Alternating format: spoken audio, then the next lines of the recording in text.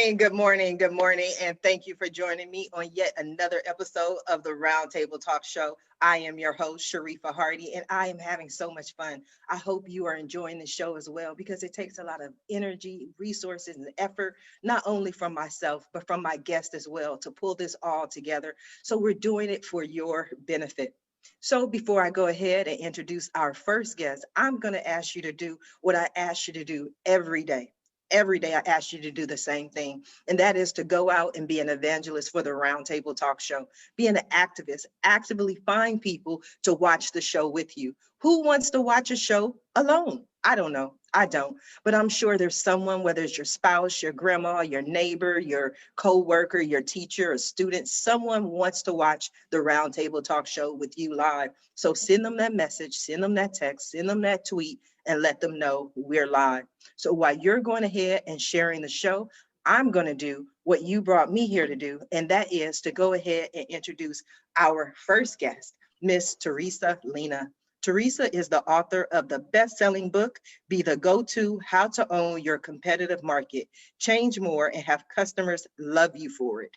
She has over 20 years of experience as a recognized Silicon Valley thought leader and strategist. She is the CEO of Lena Group, Inc., which specializes in market dominance strategy and has been involved at Stanford University since 2006. She has served as Chief Strategy and Marketing Officer for several technology startups and has advised executives at hundreds of companies, including Apple, Amazon, Google, Nike, Disney, Cisco, Verizon, and dozens of other recognized names, and many smaller companies as well. Good morning, Teresa. How are you? Good morning, Sharifa. How are you? I'm doing great. Thank you for joining us. I almost want to just cancel the show. Not that everybody isn't wonderful, but I'm like, I saw those names. I'm like, I just got to figure out how to grow as Sharifa. I think that's what I want to do. Well, read the book because I wrote it for really large and small companies and solopreneurs, for that matter, to address the problem of how you stand out in a crowded market, and more importantly, how you avoid that price-based competition that so many companies fall into once they start competing against everybody and have to start dropping their prices in order to keep business or get business. So that's why I wrote the book, and I did it to provide a step-by-step how-to.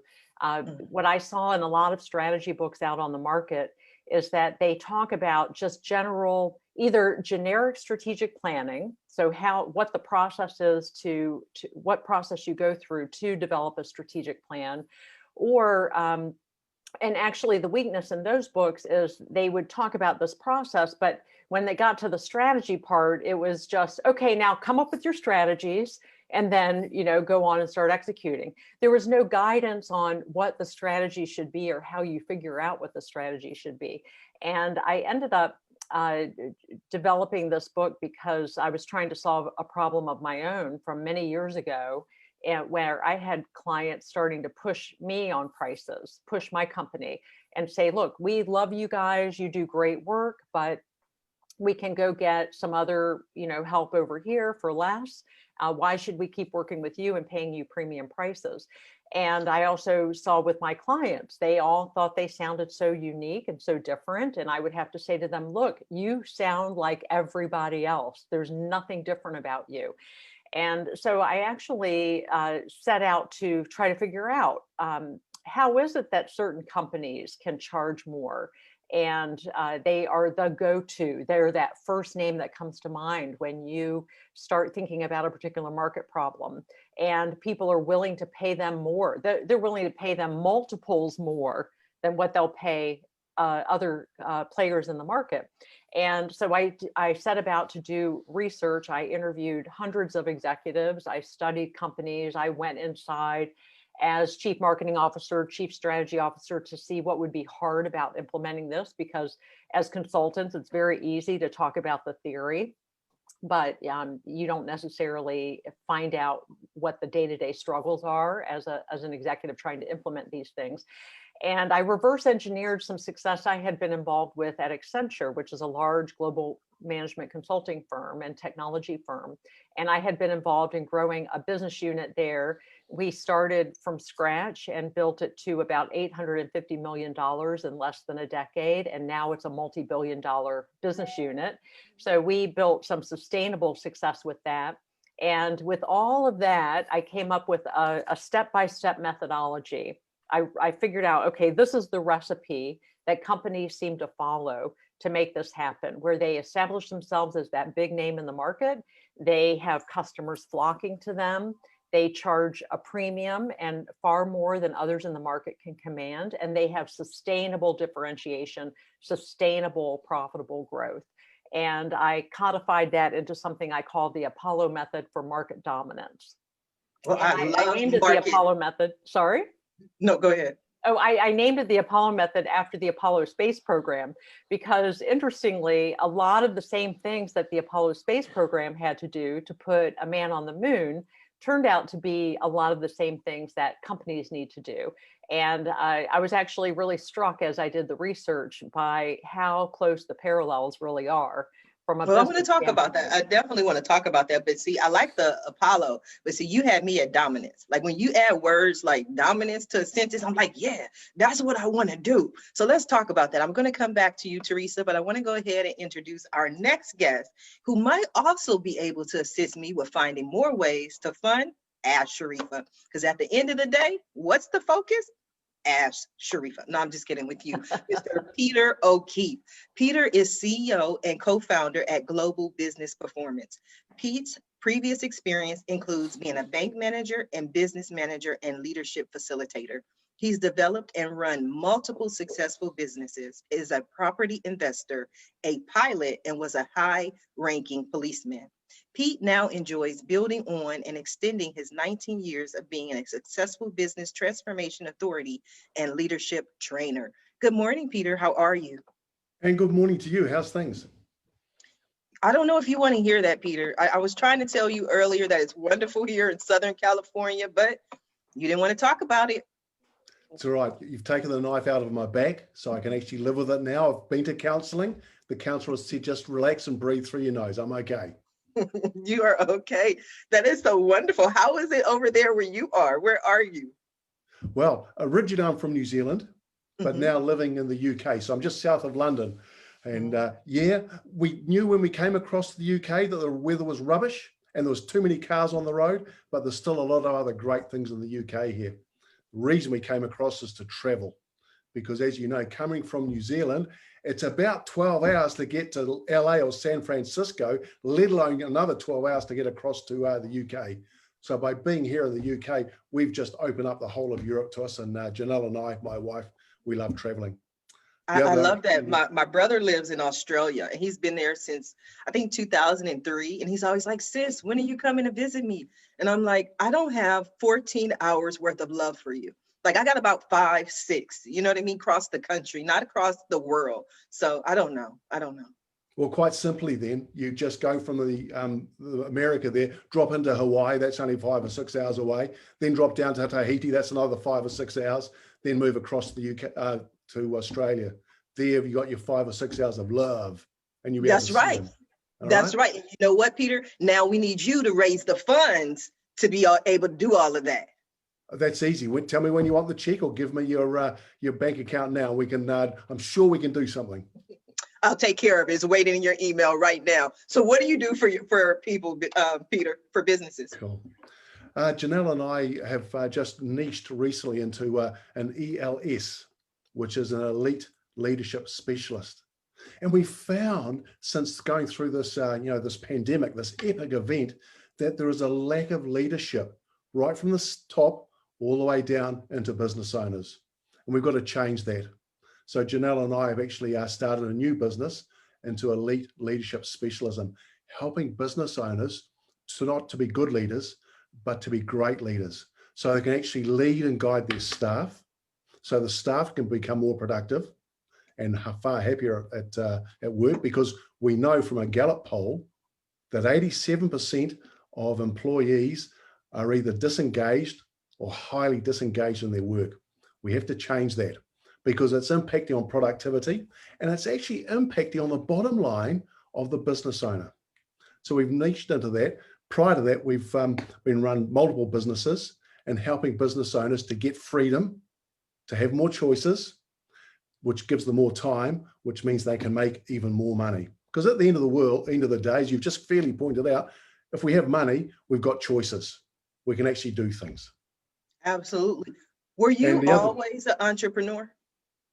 Have I? No, I've always wanted to be, but I went, I did the normal thing. People say, get out of school, go and get a safe job. So I went into the police and became quite a high-ranking police officer, realized I'm too much of a maverick to do this. I'm being constrained by the rules here. So I broke out and started my first business, and you'd laugh at some of the crazy, stupid mistakes I made. But no, we want to laugh. We want to hear it. Yeah, you haven't got enough time for me to elaborate them all right, on this show. But they're learnings, Had heaps of learnings. And Janelle and I, we've got 6 children, and we've actually taught the children the same things that we're teaching our business owners, to go out and try to be to learn.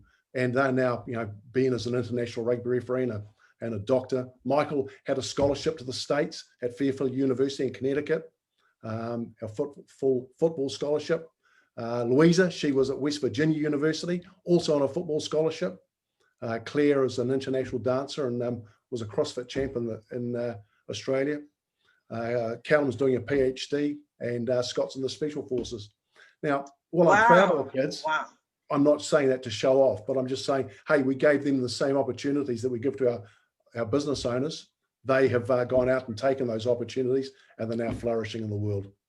And they don't come home to take my money or raid the fridge when they come home. Wow, Peter, you are interesting. What's the difference between a great and a good leader? A good leader actually doesn't believe in themselves. A great leader has the self-belief that they're going to make a difference, and they do make a difference, not only to their business, but in the community they live in. That's incredibly important. Excellent answer. Excellent. I'm going to come back to you, Peter, but I want to go ahead and introduce our next guest, Mr. Deepak Shukla. He is the founder and CEO of Pearl Lemon, a multi-award-winning SEO agency in London. Woo, what are we doing today? London. He's in London. Deepak bootstrapped the business from his mom's house to the Pearl Lemon Group, which did close to 500,000, $500,000 in just its 3rd year. He's since gone on to invest in algorithmic training, launch 3 apps, build a 5-figure online course, and start a fitness bootcamp franchise. Deepak has been featured in TEDx, SEMrush, BBC, Chelsea, FC, and so many more. So you know what I realized? I realized that if Teresa doesn't help with funding, Peter doesn't send that check, Deepak's got me. Good morning, Deepak. How are you? Good morning. Good morning. Yeah, no, thank you. I was listening to that and I was thinking, well, as per Peter's definition, I'm probably a good leader, because I was listening to that and I said, that must be someone else. That does not sound like anything that I've done. So it's always weird, as any of you will know, when you hear a bio written up, whether it's by yourself or on behalf of yourself. I always imagine being introduced like that at a cocktail party. People would think you were a fool. They'd say, what kind of introduction is this?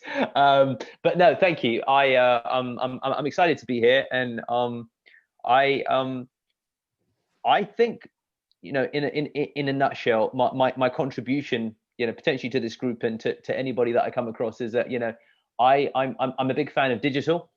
I like marketing. Pearl Lemon, we eat our own dog food. Our business is 90% inbound. We generate around 150 inbound inquiries a month through Google. And as a consequence, it's really interesting when you build a business like that, what kind of operation you can develop. My entire sales team, 5 people, are all on commission, because we get 150 leads a month, and they make more money from closing deals than they would if I put them on a salary. So, okay, so did you get my job application on your desk? It just came through. You didn't see it? Like, I want to do that too. You're too quick for me. So sales guys, Joe, Eon, Jay, if you're listening, then Sharif is obviously someone that we need to emulate. So yes. No, I feel really fortunate. The internet has always been something I enjoyed. And I guess that I've also been fortunate to be maybe in the right place at the right time. COVID led to a big beating of our business during kind of the March period, where 60% of our clients just said, we're in the retail, we're in the travel, we're in the logistics sector. The last thing we're going to spend money on is SEO. We're spending money to kind of keep the wolves from the door. So marketing in times of drought is obviously something that you cut immediately. It's not an operational necessity in order to survive. What subsequently happened, of course, and that's what's been really interesting, is that everyone and their mom, and it's their mom who's important here, became alive to the reality that I must conduct business via Zoom. I must conduct business via remote. And all of a sudden, the distinction between companies that were publicly traded companies to small businesses saw Pearl Lemon in the same light as they saw any other company. So now we're going through accelerated growth. Now the kinds of companies that are contacting us are, we're a publicly traded company, and the often historical challenge was that our entire team of 30 are remote. We don't have an office. I have refused and probably lost a lot of business because I refused to go to offices to meet people, and that was sometimes a bugbear. That all fell away. No one asked to meet me anymore. And there's definitely been. I'm just saying, wait a minute, Deepak, but that laugh was a little mad scientist there. You know what I mean? I don't know, but I'm just saying there's a little element of like this worked out to my favor there. I want to come back to you because I want to get the viewpoint of our next guest, Mr. Kent Lewis. Kent, as president and founder of Anvil Media. So we're talking about money. We're talking about media today. Lewis oversees strategic direction of the company with a focus on sales and marketing. Under his leadership, Anvil has been recognized as the fastest growing company, most philanthropic, and most admired company in Oregon. He speaks internationally, writes for industry publications like SmartBrief and Portland Business Journal, and has been adjunct professor at Portland State University since 2000.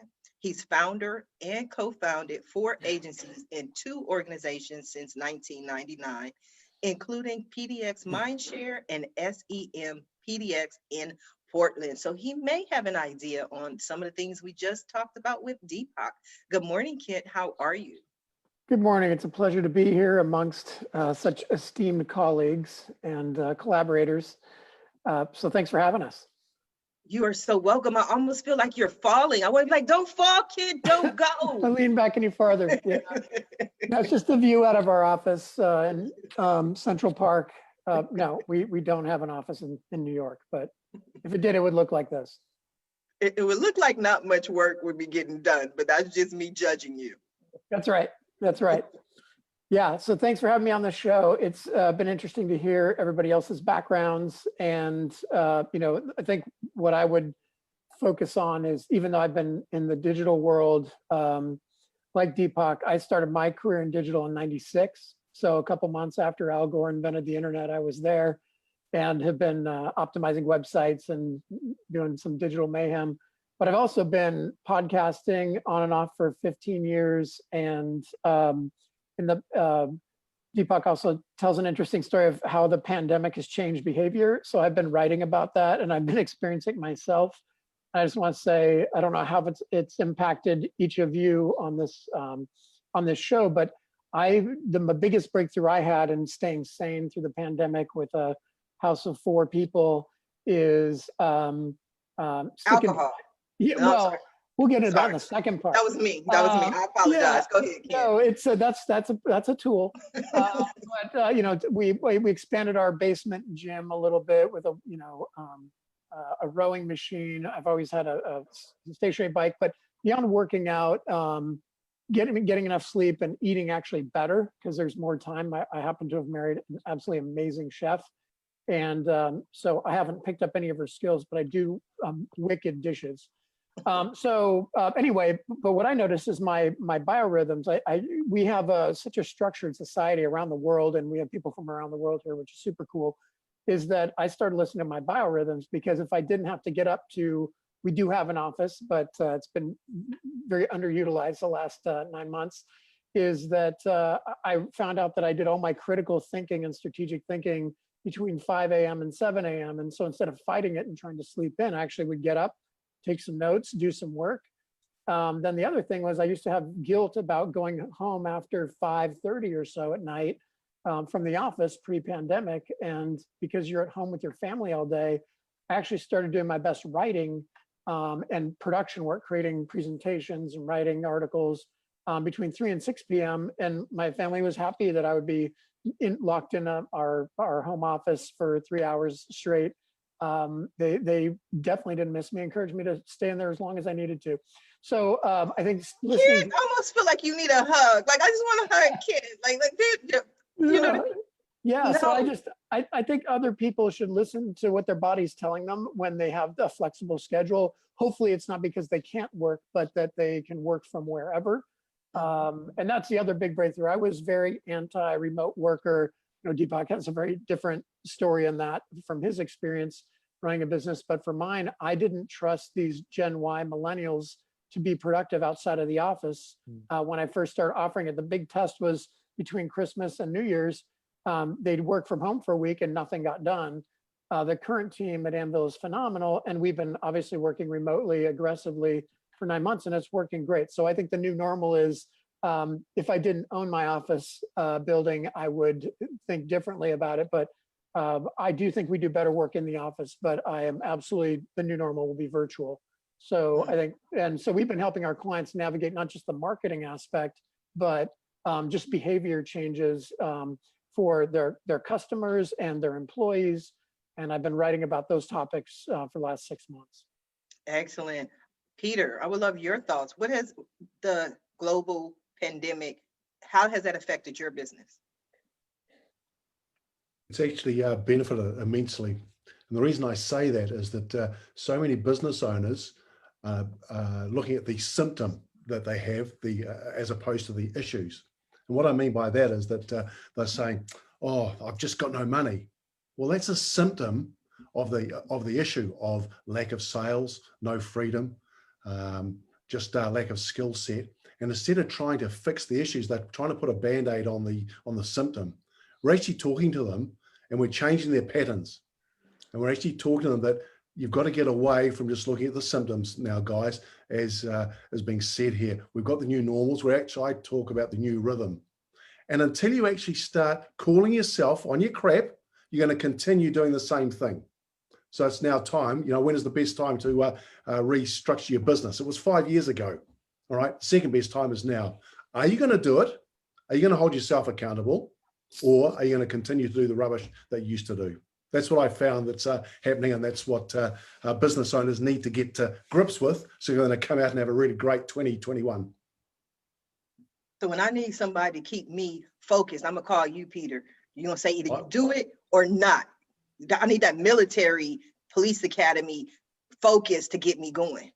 I wouldn't call me. You just might end up in tears. Or you could be in danger of learning something. Just be careful. That's all. I think Sharif is a pretty tough cookie. I don't think you'd have her in tears. I think she'd be stepping right up to the plate. Hopefully. What have some of the adjustments or pivots you made during the global pandemic, Teresa? Well, it's so funny because when the whole shutdown thing happened, my book launch had been scheduled for June, and I thought, holy God, I got this book coming out, and I'm not going to be able to get out and promote it. I can't get out in front of audiences, which I love. I love public speaking, but it's so interesting because it turned out to be great timing in the end. Because one of the issues that the book addresses is competition. And of course, when you're operating online, like you talked about, Deepak, suddenly you're competing against everybody on the planet. Yeah. Everybody can reach everybody. And so suddenly a lot of people got commoditized without any warning. And so the need for the book is huge for a lot of these companies who are suddenly competing with everybody and anybody and need a way to really distinguish themselves from the competition. And then the other issue is that a lot of companies and many of my clients suddenly had no revenue. They literally got chopped off at the knees, and suddenly they were in a position of either figure out a different way to do business or die. And I think Mhm. a couple of you have talked about this, but a big focus then became, how do we develop offerings that are going to leverage what we do, or reach our customers in a better way, or provide more value. And they're suddenly having to really retool their businesses. So for example, I've been working with a big company for several months now on a new strategy to figure out how do they generate revenue in this environment where their old sources of revenue have literally gone away. Now what? And so it's really accelerated innovation, or the need for innovation, with a lot of companies that would have been happy with business as usual, and business as usual has gone away. And so now they have to figure out a whole different way to do things. And what are some of the tools or resources you use to help them figure out a brand new way of doing things? Well, my book has a methodology for it. So, I basically can take people through the methodology, take companies through the methodology, but a lot of it starts with the market. In the book, you always start with the market. Too many companies start with themselves. They say, well, what do we have? What can we do? And you do want to look at your strengths and what you can leverage. But the first thing is really go out and talk to customers and understand, what do people need? Just like COVID and the shutdown has changed how companies are generating their revenue, it's also changed the lives of many businesses, of the customers. So, go out and talk to your customers about, how have things changed? What are you struggling with? What do you need? Understand the market. Look out on the horizon as to where things are going. For some companies, life is going to go back to usual once COVID ends. For many companies, life will never be the same because their employees don't want to come back to the office full time, or employees can now work for any company around the world virtually. Yeah. I know clients who used to have the attitude that all of our employees have to be in our headquarters location. And now they're realizing, oh my God, we can get access to all kinds of talent that would never move to our city. And, now we can go hire anywhere in the world. And while many of us who worked virtually for decades that's a normal concept for us, to a lot of companies, that's a new concept. So I want to talk about that, because Yeah. I think Peter is the only one who hasn't mentioned his belief or what he's done as far as remote or virtual. What do you think, Peter? On being remote? Yes, as far as employees having an office or working virtual. Whoa, that's a really cool question. And, I've listened to Kent and what Deepak said as well. And I love the millennial wise when Kent spoke about that, because, yeah, I'm gonna say this. I just don't believe that our younger generation have got the aptitude to actually work by themselves. They've got to actually have someone who is looking over them to make them work. I think with our generation, we've been brought up to work. Now, I know this is going to upset a few people, and if that happens, I'm really pleased, because we need to have a discussion on this, right? Because the thing is, the attitude of people needs to change, because they are working for an employer. If they're their own employer, then fine, they can do whatever they want. But when you are working for an employer, it behoves you to put in your 8 or 9 hours, because they're paying you a salary. They're good enough to pay you a salary. Blink and do the work. Don't sit on your backside and do nothing, as Kent said over New Year and Christmas. I have to disagree with you, Peter. I agree and disagree. I think there are many current employees, maybe in their late 20s into their 30s. And of course, I'm generalizing here, but some of them are less comfortable or less capable, maybe because they're not used to it, of working independently and being productive, and being productive without that buzz of other energy of other people around you. But what's interesting, and I have a middle schooler and a high schooler, and they have been forced to learn how to be productive and drive and motivate themselves with online learning. without the buzz of having other students around them in the classroom and that peer pressure going on. And we have a whole generation of college students now who've been through a year of this. And so it's going to be very interesting to see what's different for the people who've kind of come up through the pandemic in a few years, and whether they have a different capability for this kind of independent work, given what they've been through.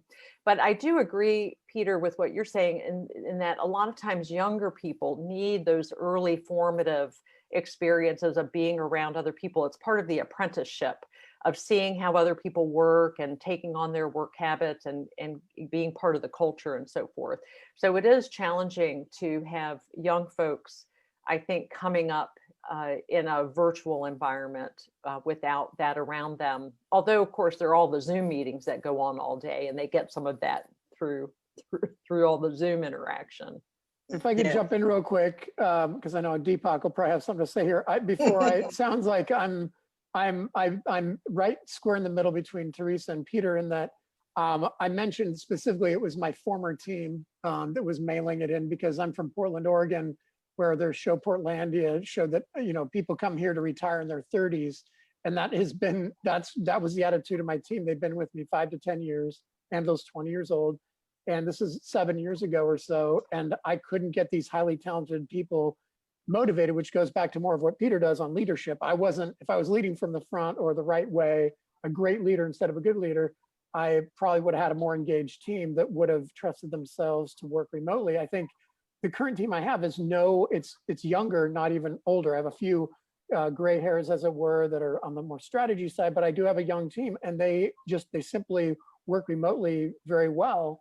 And I think it's not all on the generation, because you can see descriptions of Gen Xers like myself back in the early 90s as being slackers and so forth. And I would have never agreed with that. I don't believe that was true, but it's everything we've said about my generation, the older generation said about us, we say about Gen X, Gen Y, it's a mindset, it's a structure. But to Peter's point, if you don't give set expectations and provide enough training or guidance, then the likelihood of failure is much higher.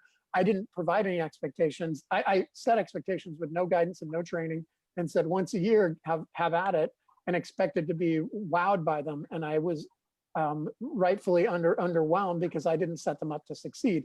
This current team, COVID forced us on us to put way more structure and all of that to the game, and it made a huge difference. And it's not just that my team is amazing now; it's that we set them up to succeed. So, regardless of the generation, I noticed back to a few folks that mentioned their kids. I have 3 that I know of, and the older 2 that are in high school are struggling a bit with not the technology, but the virtual classroom and connecting with their friends and the teachers, and they're turning their cameras off and expecting that that's going to help, and it doesn't. And I just did parent-teacher conferences yesterday virtually, so I know exactly what's going on. Whereas my youngest, who's a 6th grader, is in a private school, and it's highly engaged, and he's loving it. So I think we have to treat that, what you put in is what you get out. So if we put in with our remote workers, they can be either technically savvy or have had a career of virtual work, and that's easier. But otherwise, we can't expect any generation to be successful. We have this generation N, that's all of us that have been forced to go online, and how that's changed. And that's, I've been doing some research and talking with. Well, let's talk about that, Kent. Let's talk about that, because you made several interesting points.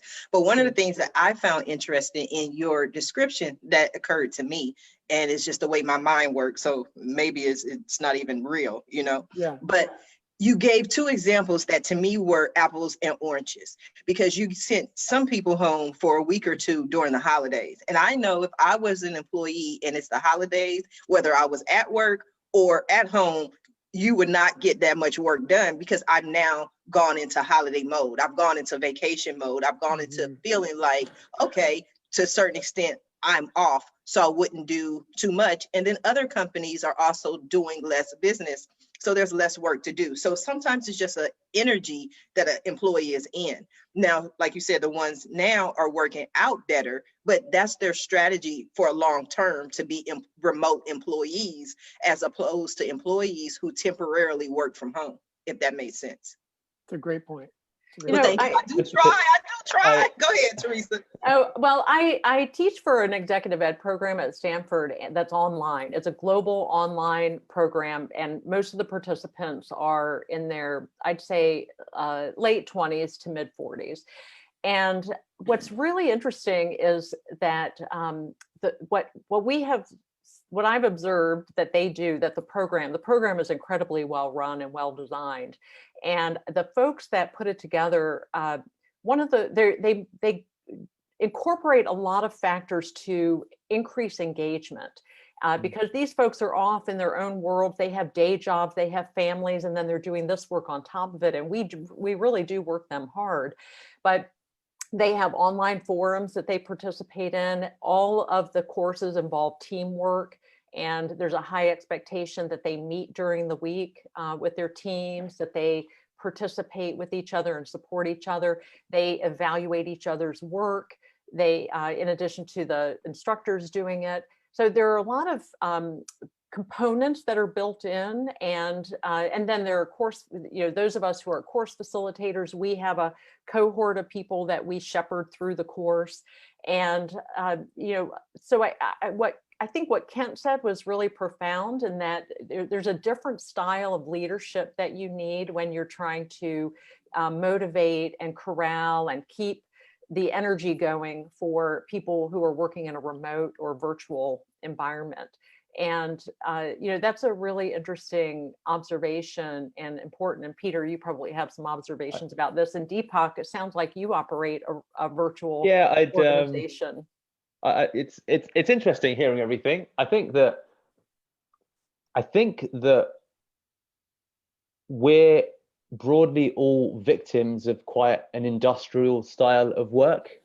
And that's actually the fundamental challenge that leaves the modern day worker, irrespective of age, at odds with the current anachronistic pre-assigned times within which we should be a productive worker. I mean, it came out of the agricultural age, the concept of sunrise to sunset being the times at which we should work. And then as we moved into an industrial age, humans moved to cities, and that became, the industrialized or the mechanized workforce. It was assumed that they would be the hours upon which people should be the most productive, without any reference, as Kent has gone to speak about biorhythms, or if anyone's read the famous book Why We Sleep, and talking about when people are productive and when people are not, and what implications does that have upon your work. And then thinking about, there's a big difference between indentured work, where you're doing work just for the money and you're not doing it for the satisfaction.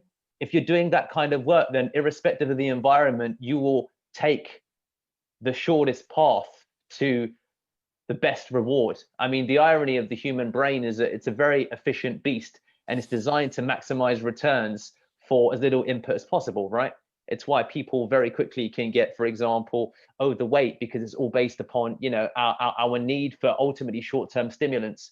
If you correlate that with a working environment in an industrial style of work, where it's like, you need to be in this place at this time doing this work, irrespective of that, and that's a broader challenge that has been turned on its head by, of course, the internet. The internet fundamentally changed the concept of modern day work. And there's, of course, this real big juxtaposition, or this challenge, between the post-baby boomers, who, broadly speaking, are still boards of directors, committees that are controlling budgets, look at politics, look at finance, look at people that, and kind of seeing how that then relates to the anecdotal experience that someone will talk of Teresa and her children. Ironically, Teresa is an empowered modern day thinker, which actually, of course, impacts therefore the way that her children view the world. And how would a child of 8 years old who was in a labor workhold, let's talk about, the diaspora migrant workforce, where the mum, it'd be a very different environment. So there's all of these nuances, I think, that come into play. But I think the biggest thing, at the heart of it is that the concept of 9 to 5 pays no mind to when people are productive. Taking the example of Peter's reference to his son being in the special forces, right? They operate at times that are the most effective for their work, and they innovate in accordance with real-time data. And how does that translate to my team? I guess the answer is we don't do any time tracking. We don't have any set hours. We don't have any sense of clocking on or clocking off. People can take days off with just a day's notice. People can work at 3 p.m. on a Sunday or 3 a.m. on a Friday. I don't care. Everything is based upon outcomes. Everything is based upon client happiness. Revenues go up, clients are happy. You do what you want. I got a great insight from Stephen. It's a lovely Irishman. When I was just beginning my business journey, I'm 34. I started at 31. I spent much of my 20s gallivanting and enjoyed it fabulously, because actually a lot of people are right. When you're young, you don't really know what you want to do with your life, and you spend a lot of time figuring that out.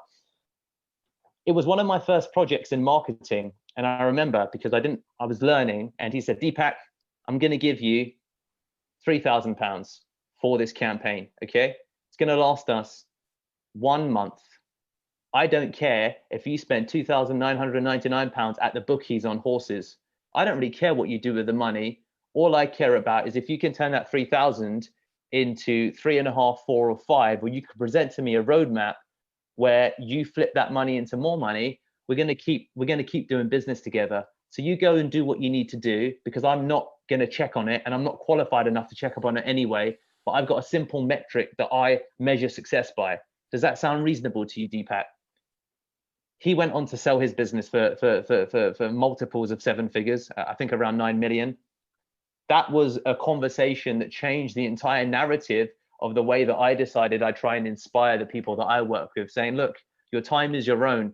I'm never going to place encroachments upon that. We've got clear objectives. Help me meet my objectives. It's very interesting, very different. I mean, I can see it being you being 34, different approach to the way you do things, which I like, which is again why my application is on your desk waiting for approval. Okay, but Peter, would you be able to operate in that world? Yes, I do.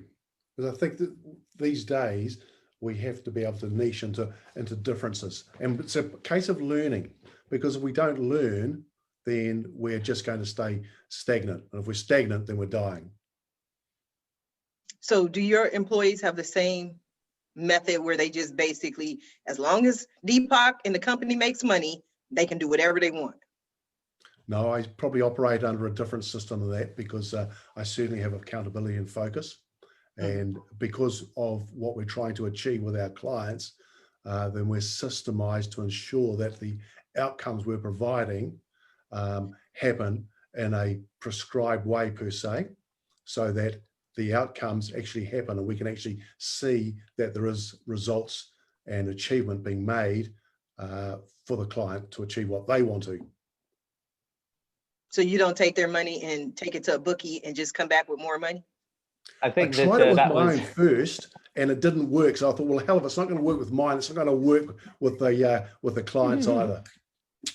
Deepak, that's how rumors get started. You see that, right? Yeah, absolutely. I certainly need to be more mindful of the political impact of the throwaway comments that I make. Now you see how politicians, something's taken out of context and gets blown up. Yeah. What did you say, Peter?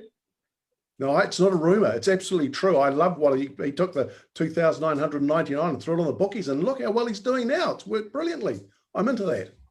Yes, he has his own company. Kent back there falling, chilling, enjoying the show. So Deepak's over here with no boundaries. Peter has a system. What do you think, Kent? Well, actually, I'm glad you asked, because I conducted an experiment the last 9 months. I was on a call with a bunch of other business owners in a service-based model like mine, or actually, I guess almost everybody on the call. And one of them is actually owns a staffing agency in Portland. And she said, I feel so disconnected from my team since COVID. So this was in like July or August. I was like, really? I'm sorry to hear that. I'm not trying to be contrarian, but I've never felt more connected. And that's with me being a bias towards an office. We've done far better work in the office than away from the office, with collaboration and, serendipitous bump-ins and so forth. But what I was doing was I realized we had to make some changes. To your point, it's more than just a holiday vacation temporary situation. So normally I actually, before pandemic, I had weekly check-ins with the team. I actually haven't managed my team for 15 years up until a year ago, when I decided not to replace a director level person and just kind of re-engage with my team. And so weekly check-ins, and I've had monthly one-on-ones with my entire team for the last 15 to 18 years, no matter who was running my team. And the weekly check-ins combined with the monthly check-ins, our Monday morning staff combined with our Wednesday afternoon strategy meeting, all I did was add in a weekly check-in electronically with a little scorecard system and a Friday at 4 virtually. And it made an amazing difference in my connectivity with the team and the team's connectivity with each other. We're only 11 employees. We're not very big. We've never really been bigger than 16, because that's the number that I found at 9 agencies. When we crossed over that threshold, it was no longer fun. So we built our office for 16 employees and we're at 11. We have room to grow, but with COVID safety, it's actually the perfect size.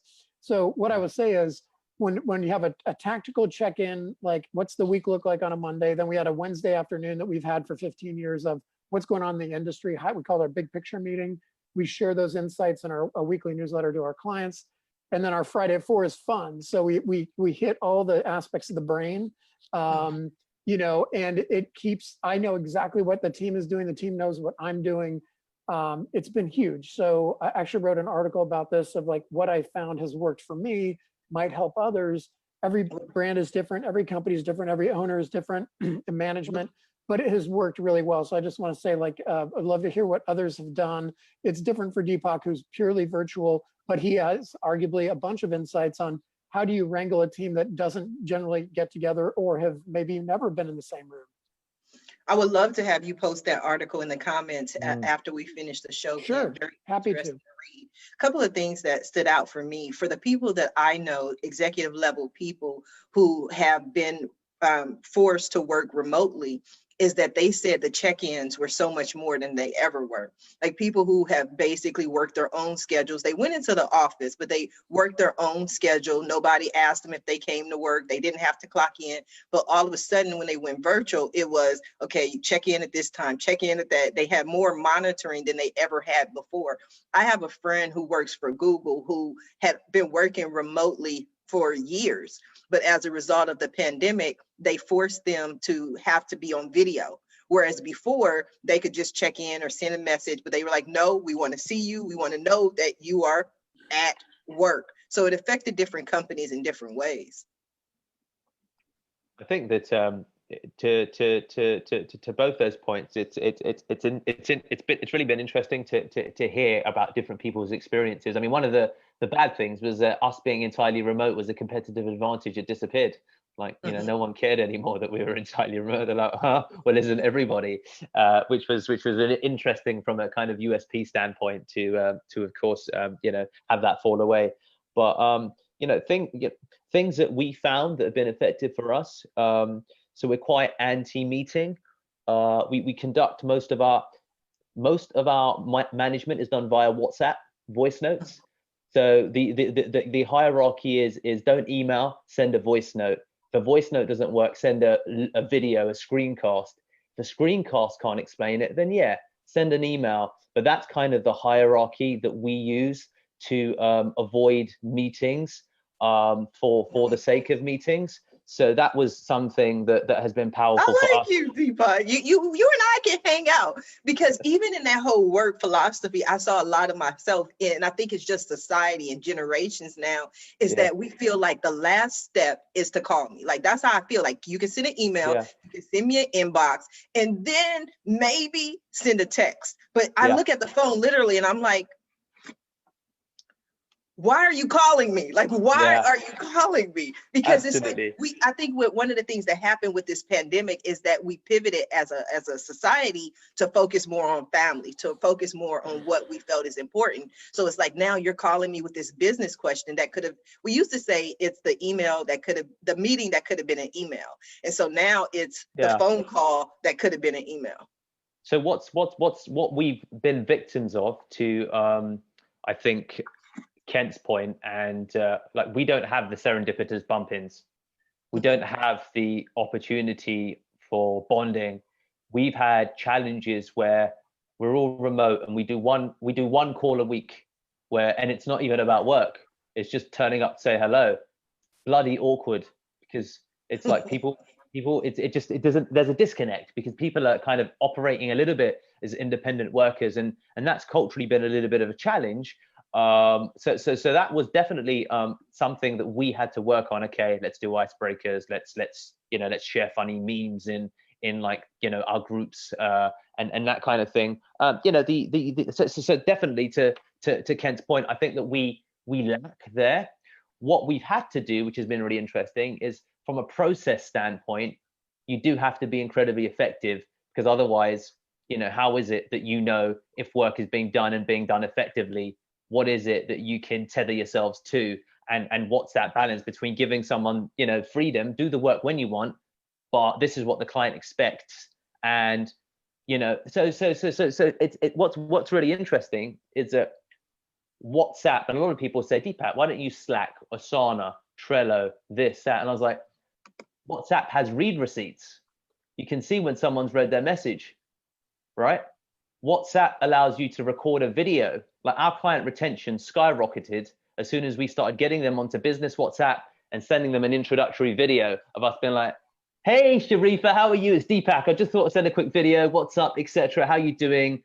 And educating clients as to, do you have WhatsApp? Great. Let's talk on WhatsApp. Message us anytime you want. So what happened, and this is the challenge I find with calls and meetings, I find them quite interruptive. And I think that now sending, for me, it interrupts my day, of course. And we found that client interaction has gone up, because what they do is they send us a 20-second voice note. Deepak, you've sent me this Google Analytics thing, but I'll be honest with you, buddy, I really don't understand what's going on. I had Frank look at it, but I'm not really sure. Could you just give me a hand?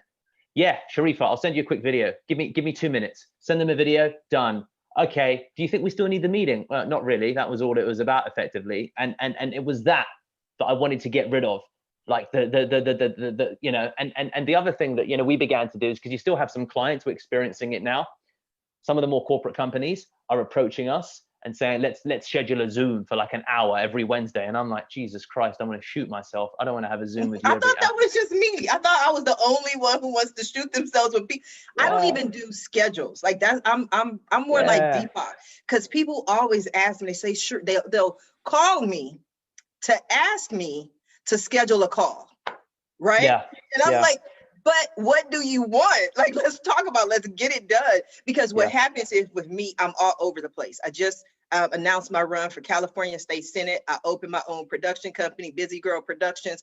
I host the Roundtable Talk Show every weekday at 8. I have face-to-face talk show Wednesdays at 10. It's like, you have my full attention. You have it. I'm here. Talk to me, so I don't have to schedule something, because I might get to next Tuesday and now I want to talk to Teresa because she's going to help me find funds for my business, and all you wanted to do is ask me questions. So now I'm canceling your meeting. You know what I mean? Like, so I don't like to deal with that, and I thought it was just me. But we are coming down to the last few minutes of the show, and what I love to do at the end of every show is just simply allow my guests the opportunity to speak directly to the audience, to everyone who is watching the show live, as well as everyone who is watching it in the archives, and simply let them know what you want them to take away from your appearance here today. And we're going to start with you, Peter. Well, thanks. Here's the takeaway for you. Have certainty. All right, we all want certainty in our life as to what's going to happen. And as business owners, if you've got employees, give them certainty as to what's going to happen, especially at present. All right, if you're an employee, give your business owner the certainty that you're going to do the job, that you have the ability, the skills, that you want to make a difference, not only in their life, but in your own life. That is so powerful. And I like the sharp, brief, blunt, and to the point. That's how you motivate people. You don't feel a lot of warm and fuzzy, sugar-coated words. I need that military kind of focus in my life. Thank you, Peter. Kent, what do you have for us? I would say, if we're going to have a takeaway, it would be embrace the new normal. I know that's an overused term and people are fighting whether you should even use that term, but I hate to say it, but you should be taking advantage of technology to stay connected and maintain a sense of humanity. It's not just productivity. It's not just, communication, but connectivity. So that would be my key takeaway. I like that. Now, one of the things that I always tell people is, I don't know why, but somehow I always seem to get a show full of all women. And I say that's usually because the guys, they don't like to talk as much as the ladies. But today we have one young lady here with us. Teresa, what do you have for us? Well, my big takeaway is I really want to encourage anybody involved in a business and even a nonprofit, really anybody running an organization in an environment where you're competing for attention, mind share, and dollars from other people, is aim to be the go-to, not a me too. So you really need to be the go-to in your market, and it will allow you to, if you set out to own your market, it will allow you to charge more and have customers love you for it. And I do talk about how to go about doing that. I talk about why you should do that and then how to do that in my book, Be the Go-To. So I encourage everybody to read it, and it's everything you need to know is in there. It's step by step, and even if you implement small pieces of it, you will immediately see higher profits, higher margins in the work you do, so you can work less to make the same or more money. Where can we find your book? The easiest place is on Amazon. You'll find it on a variety of online retailers, but I just end up sending people to Amazon. There's the ebook is available in various formats, and then you can of course get it in hardcover and paperback as well. Fantastic, thank you. Deepak, go ahead and take us out. Thank you for listening, everybody. I think that probably it's a quote that I've actually had tattooed on my shoulder just here. It's one of my favorite quotes that I was told by an investor a long time ago. He when I asked him, what do you, what advice do you have? And he said, Deepak, amongst the entrepreneurs that I've met, there's really been one critical distinction that I found amongst those who have gone to seen accelerated growth in their life. And I did ask, what's that? And he said that, Deepak, they all live by a very simple creed. And I said, what's that? Execution matters more. Don't just talk about it, do it. And for me, it's been such a powerful ethos to live by. The execution in the end really does matter more. Yes, one of my favorite expressions is there are cemeteries full of million-dollar ideas. There are cemeteries full of million-dollar ideas. So it's the execution that's lacking. They have the idea, but they take those ideas to the graves. So I want to thank you all for being guests on today's episode of the Roundtable Talk Show. And I especially want to thank everyone who tuned in to watch this show live, as well as everyone who is watching it in the archives. We definitely appreciate your support. We appreciate you for sharing the show, but please don't just watch the show. Please don't just share the show. Support our guests. Visit their websites. The information, their links is in the Facebook post above. So once you visit their websites, go ahead and check them out on social media. Follow them, send them a tweet, send them an inbox, send them a message. And when you do, please let them know Sharifa Hardy says hi. Now, if you're interested in more ways that I can help your business, or maybe you want to pick up your tickets to my New Year, New You 2-day teleconference on December 29th and 30th, or maybe you want to be a guest on the Roundtable Talk Show, please visit my website at asksharifa.com. Until tomorrow morning at 8 a.m. Pacific, everyone have a safe and a blessed day. Bye now.